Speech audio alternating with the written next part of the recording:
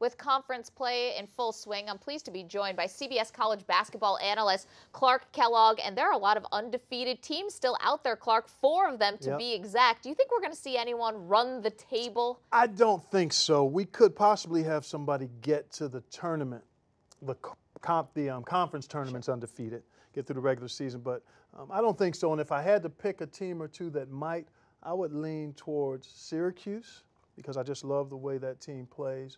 And then also Wichita State. I like that team an awful lot too. Those would be the 2 favorites to perhaps go the longest unbeaten. Is there a point where an undefeated season becomes a distraction because everyone just keeps counting down the wins? It becomes more about the number than what the team is actually doing. You know, I think it's more dependent upon the makeup of the team. What kind of experience have you had?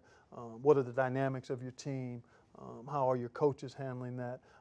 I don't necessarily think the externals become as much of a factor as it might appear to those of us who follow those kinds of stories with great zeal and vigor. So I think it's more what the dynamic of the team is that impacts that. Of course, we're marching towards the NCAA tournament, but even if your team is not going to be there in March, there's still a way that they can win, and that's by becoming the 6th fan. Tell us about that. The NCAA is partnering with Division I schools with the 6th fan contest, and fans actually have a chance to help their school win $100,000 in general scholarship funding by virtue of voting by way of ncaa.com/6. That's the number 6, TH, fan, and also on Twitter and Facebook to let people know about their support and zeal for their respective school. And there's some great fans out there across the country in college basketball.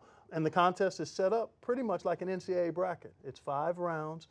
The point totals reset and restart after each round, and then the accumulation leads to a winner being announced on Selection Sunday. If you had to call it right now, who's your national champion?